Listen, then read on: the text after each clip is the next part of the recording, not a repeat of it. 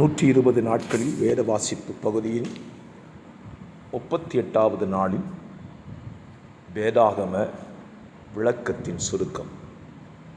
உபாகமம் 33ஆம் அதிகாரத்தில் மோசே இஸ்ரவேல் ஜனங்களுடைய கோத்திர பிதாக்களை வாழ்த்தி ஆசீர்வதிக்கிறதை இந்த அதிகாரத்தில் நீங்கள் வாசிக்க முடியும். 34ஆம் அதிகாரத்தில் கர்த்தர் மோசேயை அழைத்து மலையின் பிஸ்காவின் கொடுமுடிக்கு கொண்டு போய் கானான் தேசம் முழுவதையும் அவன் கண்களில் காண்பித்து, நீ உன் பிதாக்களோடு சேர்க்கப்படப் போகிறாய் என்று சொல்லி அவனை தேவனே அடக்கம் செய்கிறதை இந்த அதிகாரத்தில் நீங்கள் வாசிக்கலாம். மோசேக்காக இஸ்ரவேல் ஜனங்கள் 30 நாட்கள் துக்கம் கொண்டாடினார்கள். மோசையைப் போல கர்த்தரை தரிசித்த தீர்க்கதரிசி இஸ்ரவேலில் அப்புறம் எழும்பினதில்லை என்று சொல்லப்பட்டிருக்கிறது. யோசுவாவின் புஸ்தகம் 1ஆம் அதிகாரத்தில் கர்த்தர் யோசுவாவை பலப்படுத்தி கானானுக்குள்ளே கொண்டு போகும்படியாக யோசுவாவை கர்த்தர் எழுப்புகிறார். இஸ்ரவேல் ஜனங்களும் யோசுவாவினுடைய கரங்களை பலப்படுத்தி கர்த்தர் மோடு கூட இருப்பாராக, நாங்களும் மோடு கூட இருப்போம் என்று சொல்லி பலப்படுத்துகிற அதிகாரத்தை வாசிக்கலாம்.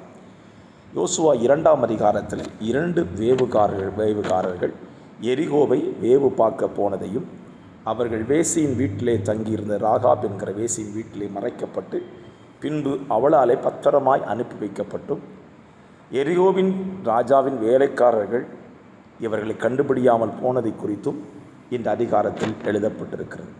3ஆம் அதிகாரத்தில் யோசுவா கர்த்தருடைய கட்டளையின்படி இஸ்ரவேல் ஜனங்களை பரிசுத்தப்படுத்தி சொல்லி, நாளைக்கு உங்கள் நடுவில் கர்த்தர் அற்புதம் செய்வார் என்று சொல்லி அவர்களை துரிதப்படுத்துகிறார். அப்பொழுது கர்த்தர் அவனுக்கு சொன்ன வார்த்தை என்ன என்று சொன்னால், ஆசாரியருடைய கால்கள் உடன்படிக்கை பெட்டியை சுமந்து கொண்டு யோர்தானின் ஓரத்தில் படும் பொழுது யோர்தான் அவர்களுக்கு பிளக்கும், அவர்கள் உலர்ந்த தரைவரையாய் கானானுக்குள் பிரவேசிப்பார் என்று சொல்லியிருந்தார்.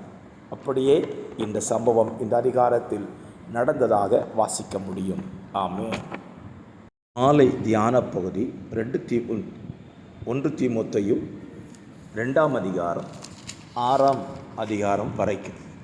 இந்த 2ஆம் அதிகாரத்தில் பவுல் பிரதானமாய் சொல்லுகிற புத்திமதியை குறித்து எழுதுகிறான்.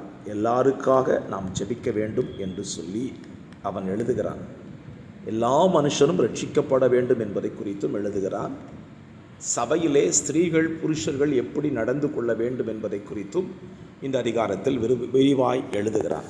3ஆம் அதிகாரத்திலே கண்காணிப்பை விரும்புகிறவன் எப்படிப்பட்டவனாய் இருக்கணும், மூப்பர்கள் எப்படிப்பட்டவர்களாய் இருக்கணும், உதவி ஊழியம் செய்கிறவர்கள் எப்படிப்பட்டவர்களாய் இருக்க வேண்டும் என்பது, தேவனுடைய சபையிலே எப்படி நடந்து கொள்ள வேண்டும் என்பதை குறித்தும் இந்த அதிகாரத்தில் எழுதுகிறான்.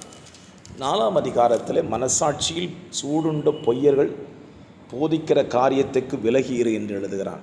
கிளவி பேச்சுக்கு விலகீறு என்று சொல்லி எழுதுகிறான். இளமையை குறித்து ஒருவனும் அசட்டை பண்ணாதபடி உன்னை விசுவாசிகளுக்காக மாதிரியாய் காண்பித்துக்கொள், உன்னையும் உபதேசத்தையும் கேட்கிறவர்களை ரட்சித்து கொள்ளும்படியாக புத்திமதி சொல்கிறார். 5ஆம் அதிகாரத்தில் முதிர் வயதுள்ளவர்களை என்ன செய்ய வேண்டும், எப்படி கனம் பண்ணணும், முதிர் வயதுள்ள ஸ்திரீகளை, பாலிய ஸ்திரீகளை, விதவைகளை, இளம் விதவைகளை எப்படி கனம் பண்ணணும், அவங்க வேலை என்ன அப்படின்பதை குறித்து மிகவும் தெளிவாக சொல்லுகிறான். போர் அடிக்கிற மாட்டை வாய் கட்டக்கூடாது என்பதை குறித்தும், தீமோத்தேக்கு ஏற்படுகிற பலவீனத்து நிமித்தம் தண்ணீர் மாத்திரம் குடியாமல் திராட்சரசத்தை கூட்டிக் கொள்ளும்படியான ஆலோசனை சொல்லுகிறான். ஸ்தோத்திரம். 6ஆம் அதிகாரத்தில் அவன் திரும்பவும் தீமோத்தேயின் மூலமாக வேலைக்காரர்கள் தங்கள் எஜமான்களை எல்லா கனத்துக்கும் பாத்திரவாரர்களாய் எண்ண வேண்டும் என்பதை குறித்தும் எழுதுகிறான். அது மாத்திரமல்லாமல் ஸ்தோத்திரம் ஊழியம் செய்கிற வந்தபடி புத்தி சொல்லுகிறான்.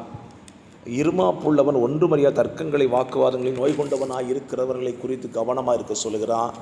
ஸ்தோத்திரம் போதும் என்ற மனது வேண்டும் என்று இந்த அதிகாரத்தில் சொல்லுகிறான். பண ஆசை எல்லா தீமைக்கும் வேறு என்று சொல்லுகிறான். தீமோத்தேக்கு புத்திமதி சொல்லுகிறான். நீயோ தேவ மனுஷனை இவைகளை விட்டு ஓடி நீதியும் தேவ பக்தியும் விசுவாசத்தையும் அன்பையும் பொறுமையும் அடையும்படி நாடு என்று சொல்லுகிறான். அவனுடைய எதுக்காக அழைக்கப்பட்டான் என்று சொல்லுகிறான். தேவனை குறித்த அதிகாரத்தில் சொல்லுகிறான். சபை என்ன செய்ய வேண்டும் என்பதை குறித்து இந்த அதிகாரத்தில் எழுதுகிறான். இப்படி இந்த வேதத்தை தியானித்து பலனை பெற்றுக்கொள்ளுங்கள். கர்த்தர் உங்களை ஆசீர்வதிப்பாராக. God bless you.